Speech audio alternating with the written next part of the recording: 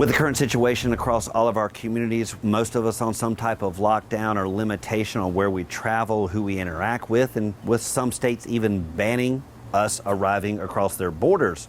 Well, this week I took, more of a hypothetical approach of what this vehicle can do if I was, able to travel. So welcome to this virtual travel edition of Road Warrior. I'm your host, Grant Roberson, and this week I kind of do just that. Think about where this vehicle could go. Now, this specifically is the 2020 Chevy Bolt, and what that means battery power. And I've never really harnessed the power under this hood, so I wanted to see, on paper, what it could do. Now, first off, what I like is the greenhouse effect with this vehicle. Nice cathedral-like lift to the roofline and pretty much glass all the way around. Heck, this much glass could easily handle a few plants inside and make it more of a nature kind of feel if you want to. This probably be in the most prominent glass, because if you had to clean that, it's kind of a very arm stretch away. Now, getting to the crux of the matter is truly the electric power, and that's one thing it took just a little bit of getting used to harness. Now, I'm talking about harnessing the power in this vehicle, and really it all starts right here, just the good old plug and play option, which means plug this side into the car, this into the house, and we'll leave it for a few hours, and I'll get into the chargeability factor on this vehicle in just a second. But this is where everything begins. Now, one thing about this virtual trip is, I'm gonna leave it to you on where your actual destination is. So just for some factoids, first off, one way around about 600 miles. So you pick your starting point and we'll go about 600. That's gonna be this virtual trip. Next off is, where are the charging stations? And what's great on this vehicle is it comes with a good old key, this one being a smart key system, so you're pretty much going to keep it in your pocket and forget about it. This specifically is pushing the good old charge point. Charge point has nationwide charging stations, and even better, they were kind enough to kind of allocate some funds for me, and virtually I could, charge up for free if I needed to. But this is where it all begins, finding the electric vehicle charging stations, because without them, you're kind of dead in the side of the road. Now, with any trip, it all starts with the planning, what you're taking, who's going, all the overnight accessories, or, how long are you even staying for? But when it comes to the Bolt, it first starts with, remembering to plug it in. And it all starts here on the side of the vehicle, real easy to lock and load it. As for the rest of it, that's going to plug into the house, of course. One thing to note, one thing I've found is if you do add the good old extension cord, because maybe the plug is not in the right position, in most cases, that tends to trip the breaker. So what I would do is make sure you just stick with what comes with the vehicle. You may have to, retrofit something if you don't have a charging station near your vehicle. Now, with all that said, it all comes down on a trip, again, 600 miles one direction. Where are the charging stations? Now, for this kind of undisclosed trip, what I found, is a big hole, a big void. Now, this vehicle gets around about 230, 250 miles per charge. That, again, means that you got to leave a little bit in the tank so you can get to the charging station. So what I did is average maybe, let's say, 180 to 190 miles between distances. So what I looked up is, where are the charging stations? And what I found kind of might surprise you. So for this virtual road trip, again, I want you to think about where you would be headed. That's about 600 miles away. For me, I'll give you a little bit of a hint. We are headed north, and we are here on the East Coast, but we didn't take the traditional path, aka I-95. And one thing I found is, that is, of course, the plethora of charging stations. Now, what's great with ChargePoint and other like-minded charging stations is they have a great interface, typically great apps that allow you to kind of navigate through and see where the charging stations are. So what I did is I went through their website, plotted out my course via Google Maps, of course, and then pretty much found that these stations are going to be pushing my limit of under 200 miles between each one, around about 180, 190 miles, get to the next charging station. What I also found is if once you get away from the main corridors, the charging stations, literally fall off the map. There's big holes in the industry. So that pretty much meant this vehicle would definitely have to, seek out the charging stations. So what did that mean? A little bit of added time. So pretty much on this voyage one way, that typically is around about 10.5 hours. This was adding about another extra hour just to navigate to the charging stations. But that didn't include, the actual charging up.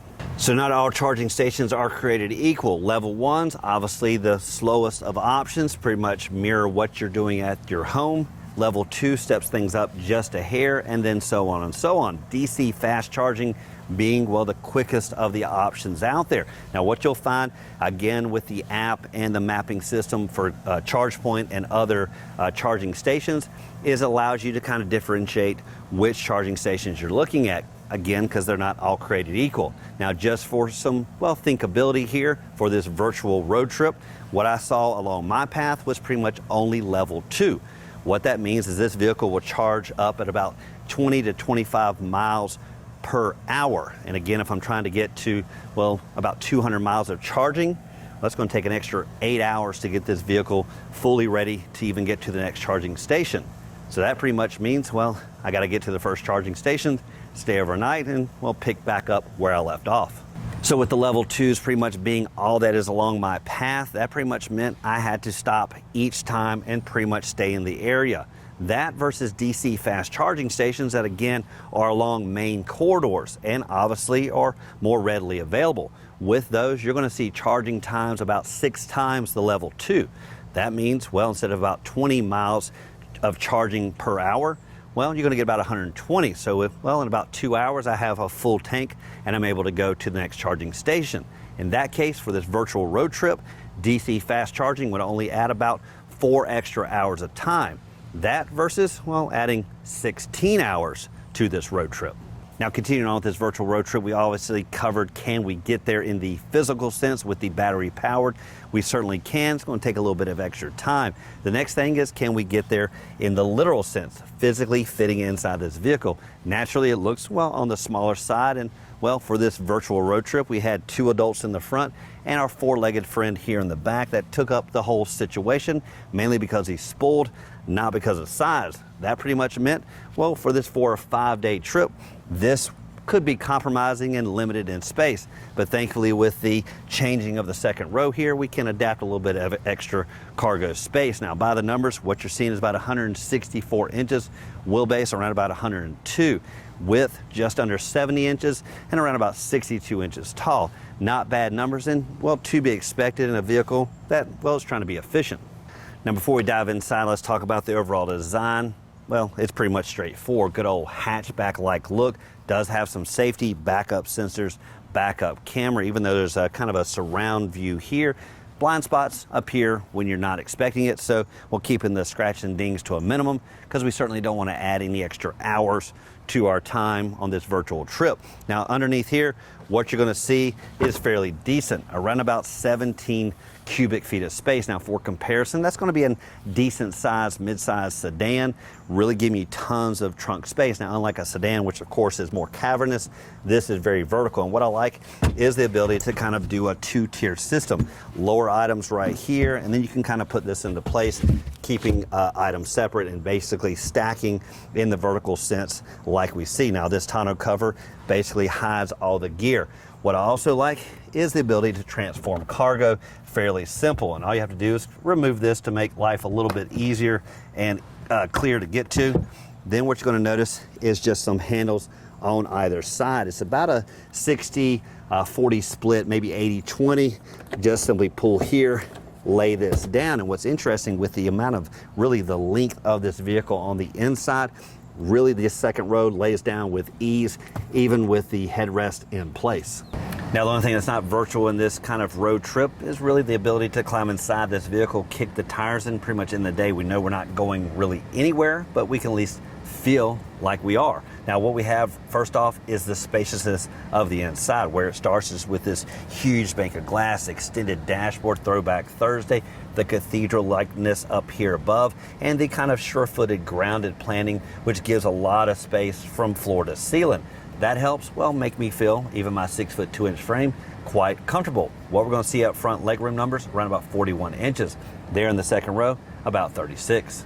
Now, one area I've always liked over at General Motors is their infotainment system. They're always real easy to use, and this obviously has to be the next generation. First off, it's oversized screen of more than 10 inches, real easy to navigate. And what we're seeing here, first off, is the home screen. Really allows you to see multifaceted, lots of things going on. And for a hybrid, well, what does that mean? Well, pretty much this area right up here. Once you click on it, it will go full size and give you pretty much all the information you're wanting to know, giving even a breakdown of where your power is being drawn draw it from. If you've got too many accessories on, if it's hot outside, your air conditioning is really drawing your power, well, you may have to roll the window down to conserve. Now, going back to the home screen, again, tons of information, and of course, you just click right on it and it goes full screen. One thing with electrical vehicles is you really need to get to the electrical system and knowing what's going on with this vehicle pretty much at all times. Best off shortcut down below here with the energy. Now, I really haven't wrapped my head around all the information in this vehicle, but it gives you tons of shortcuts. Again, the info side of things right through here allows you to see what's going on just simply scrolling through. You can go back up to this, click on the charging, lots of options right through here. Go back to the flow. This view I really like because as you're going down the road, you can tell what's going on with the batteries. Are you depleting them? When you brake, of course, you're regenerating. A lot of that's going to be, infinitesimal of when it comes to how much you're adding to the battery, because at the end of the day, charging it up, plugging it up is going to be the key component, but at least you can see in a quick snapshot of what's going on with the batteries. Climate control, pretty much straightforward. One thing you'll find with the dash, no clutter, no buttons, everything really minimalistic. Right through here, entertainment on the left side. Again, a nice shortcut to the home screen down below. Really easy to use with the mode select, obviously in the visual sense. Fan speed, I would prefer that to be transitioned over to more of a knob like we see here, but instead the temperature select is on a knob, fan speed on these buttons here. For the gauge cluster, non-traditional here, huge LCD display giving you tons of information. Most notable there on the left side, the battery, how many miles you have till you're empty. Lots of information through the middle, huge digital readout for speed, and using the controls on the steering, you can simply just kind of scroll through, get all the up-to-date information you need. If you scroll to the left, brings up a sub-menu. You can obviously pull up your OnStar, your audio, your phone.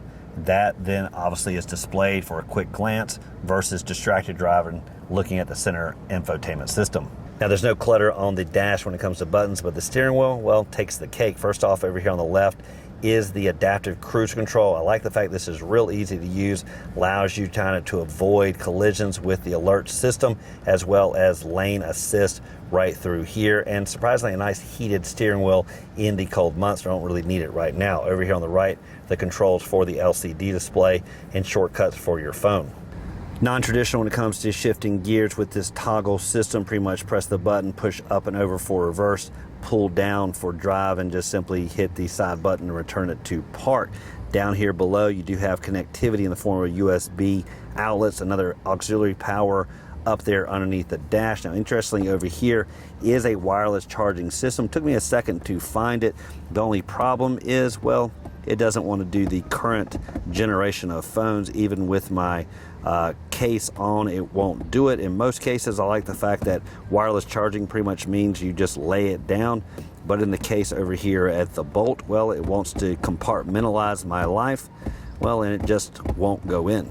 Now, it does it for this virtual road trip of Road Warrior and our virtual sitting behind the wheel of the 2020 Chevrolet Bolt. Now, what we found is it's, well, not the limitations of what this vehicle can do, but rather the limitations of charging stations. Rather, they're just not possibly where you're headed. Now, if you go down the beaten path, the I-95, the main thoroughfares, well, they're certainly going to be there. However, are they, well, fast charging systems? If they're not, maybe level 2s, that means you're going to have to build some extra time once this is depleted.